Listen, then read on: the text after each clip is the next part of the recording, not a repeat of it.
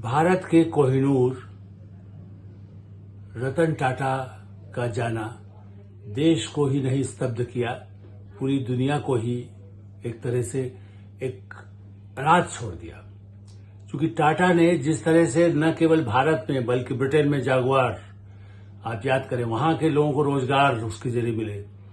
America उनको मानता है, रूस उनको मानता है, चीन उनको मानता था।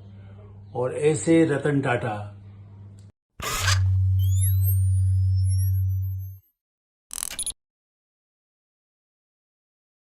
नमस्कार, मैं हूं आलोक मेहता। एचएसआई में आपका स्वागत है। हमारा अनुरोध है कि आप एचएसआई देखें, लाइक करें, सब्सक्राइब करें, मित्रों को, ग्रुप्स को फॉरवर्ड करें।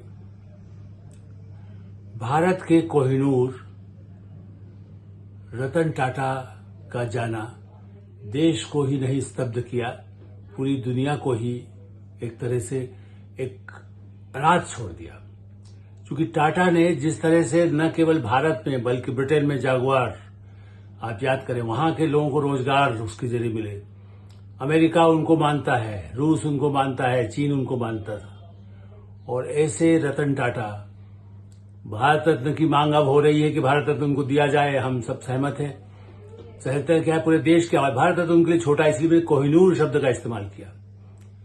रतन टाटा अंतिम समय तक जिस तरह सक्रिय रह करके टाटा के ग्रुप को समाज की सेवा के लिए जो समर्पण किया, उनको विनम्र श्रद्धांजलि के साथ कुछ बातें उनकी यादों के साथ, उनके आदर्शों के साथ करना है। रतन टाटा जी का नाम सुना, कई बार कार्यक्रमों में उनको देखने का अवसर मिला, लेकिन मैं नहीं भूल सकता 10 नवंबर 2010 प्रेसिडेंट हाउस, राष्ट्रपति भवन भारत का, और राष्ट्रपति बराक ओबामा, अमेरिका के राष्ट्रपति, उनके सम्मान में जो रात्रि भोज, उसके पहले वो मुंबई भी जा चुके थे, और रात्रि भोज पे मेहमान को थोड़ा एक समय पहले आने को कहा ही जाता है।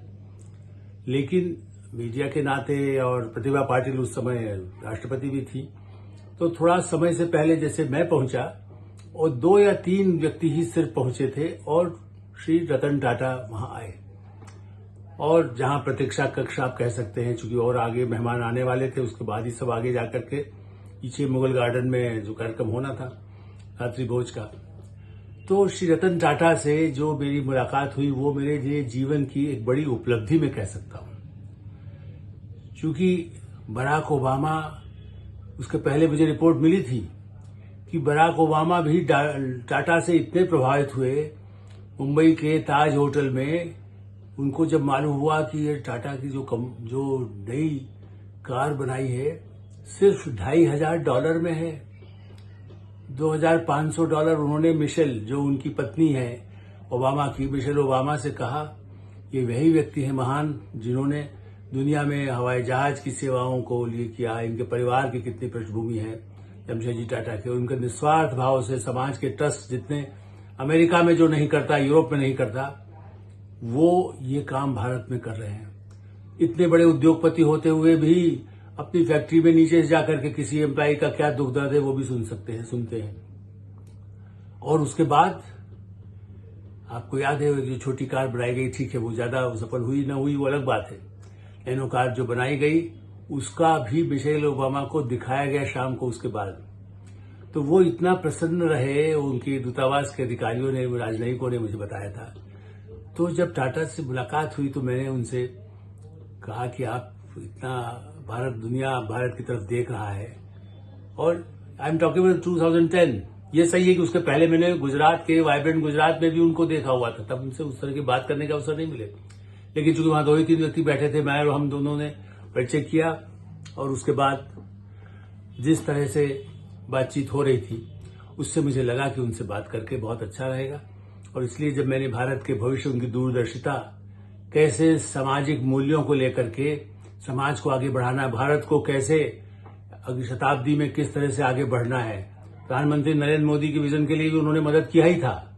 आपको याद होगा, ममता बनर्जी ने जब आंदोलन किया और कल वहां से कार के कारखाने को हटाने की नौबत आ गई, तो टाटा को सबसे पहले ऑफर प्रधानमंत्री नरेंद्र मोदी ने किया। और इसलिए जब मैंने उनसे कहा तो उन्होंने कहा नहीं, भारत में इतनी क्षमता है जो चीन, अमेरिका सबके आगे भारत बढ़ सकता है और भारत के युवाओं को आगे बढ़ाने की जरूरत है, उनको समाज के हर वर्ग को आगे लाने की जरूरत है। वो नेता नहीं रहे कभी, उन्होंने कोई नेता, उनका कोई विवाद आपको नहीं दिखेगा। बिरला, अंबानी, टाटा, उनको नाम हमेशा लिया जाता है, लेकिन टाटा को लेकर के कोई इस तरह के विवाद कभी नहीं आए। उनकी कंपनी को लेकर के ऐसे विवाद नहीं आए। छोटे मोटे जो चलते हैं वो अलग बात है, जो उनके प्रतिद्वंदी होंगे, उन्होंने कुछ प्रॉब्लम किया, एम्प्लॉइज ने कुछ किया, कंपनी में भी उठापटक बाद में कहना चाहिए, 75 के बाद भी उन्होंने जिनको सौंपा। कोई उत्तराधिकारी की लड़ाई नहीं, कोई नहीं परिवार के उसमें। कैसे अभी हाल में भी तो उन्होंने एयर इंडिया को लेना, जो बिल्कुल घाटे में बर्बाद था, कोई खरीदने को तैयार नहीं था, उसको ले लिया। और इंडिया के विमान को देख करके आज जो भी हमारी पीढ़ी के लोग आते हैं वो देखते हैं कि अरे वाह, एयर इंडिया कहां से कहां पहुंच गया। ऐसी स्थिति में उनसे जब मैंने कहा प्रेस की स्वतंत्रता के लिए, उन्होंने कहा नहीं, हाँ इस स्टेशन में कभी हम लोगों का थोड़ा बहुत वो था। बाद में जब लगा संपादकों को भी कि हमारे कारण भी कोई दबाव पड़ सकता है, या कोई इंदिरा गांधी जब सत्ता में थी, ये निहाल सिंह जी ने भी मुझे बताया था, इसलिए मैं कह सकता हूं नाम लेकर के। लेकिन हम तो प्रेस की स्वतंत्रता के पक्षधर हैं। हमने कहा नहीं, इनको अपने आप चलाएं लोग, हम उसमें नहीं रहेंगे, ताकि हमारे ऊपर कोई दबाव आए किसी सरकार का। तब तो इमरजेंसी भी नहीं थी, उस समय की बात कर रहा हूं। और ऐसे बड़े संपादकों ने भी मुझे बताया था, इसलिए उन्होंने कहा कि मैं भारत की प्रेस की स्वतंत्रता। इसलिए दो बड़ी बातें, दूरदर्शिता भविष्य के लिए, भारत के उज्जवल भविष्य के लिए, भारत की नई पीढ़ी के लिए, भारत की भावी पीढ़ी के लिए, भारत के गांव से लेकर के महिलाओं को कैसे आगे बढ़ाया जाए। नारायण मूर्ति जी का नाम सुना है आपने, उनकी पत्नी, वो टाटा में जब काम करने गई थी, उनको लगा था कि मुझे सिलेक्ट किया ही नहीं जा रहा महिला होने के नाते। चलते समय निराश होकर के कहीं वो जा रही थी, तब उनको देखा कि जो आज राज्यसभा के सदस्य भी हैं, उनको टाटा से उन्होंने कहा कि देखिए मैं तो काम करना चाहती हूँ। उस समय महिलाओं को नौकरी नहीं मिलती थी। टाटा ने देखा, उन्होंने कहा अच्छा आपका मुझसे मिलना है। उनको लगा मैंने इंटरव्यू तो दिया है, लेकिन मुझे नहीं लगता कि मुझे रखा जाएगा।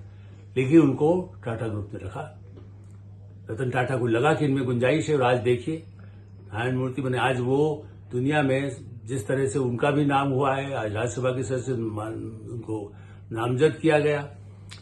दूसरा उदाहरण तो इसलिए उन्होंने जिस तरह से प्रेस की स्वतंत्रता समाज के लिए, जो आधा घंटा मेरी उनसे जो बातचीत अनौपचारिक, कोई रिकॉर्ड नहीं करना था, कोई फोटो नहीं खींचना था, क्योंकि वहां बाहर तो कैमरे हमारे मोबाइल रख दिए जाते हैं, उनके पास हो न हो, लेकिन हमने तो जो बात करने का जो मुझे अवसर मिला, बराक ओबामा से भी मिलने का, हाथ मिलाने का अवसर मिला। इसलिए मैं ऐसे लोगों का जो एक अलग ढंग से श्वेत होते हुए वो राष्ट्रपति थे, और उनको वो कितने प्रभावित, उसके बाद हर राष्ट्रपति, इसके पहले का मैं नहीं कह रहा हूं, टाटा को कई तो लोग कहते थे कि अमेरिका उनके प्रति बहुत ही, चूंकि उदार अर्थव्यवस्था में अंबानी और उनसे वो पहले बहुत आगे रहे। जमशेदपुर, टाटानगर जो कहलाया जाता है, वहां बिहार में मैं संपादक रहा, कोई किसी तरह का दबाव कभी मुझे नहीं लगा कि वहां के बारे में क्या छप रहा है। वहां से निकले हुए मजदूर देश के मुख्यमंत्री और राज्यपाल बने हैं। इस समय भी जो है वो वहीं पर टाटा कंपनी में काम करते थे जमशेदपुर में। तो मजदूर से लेकर के वो देश का मुख्यमंत्री, राज्यपाल बन सके, या और हो सकता है कहीं बने। कोई नहीं सोचा था कि नरेंद्र मोदी को, या प्रधानमंत्री मनमोहन सिंह के साथ भी उनके अच्छे संबंध थे, इंदिरा गांधी से भी थे, राजीव गांधी से भी थे, सब जो अटल बिहारी वाजपेयी से भी, सबका सम्मान, लेकिन अपनी दूरी जो बनाए रखना है।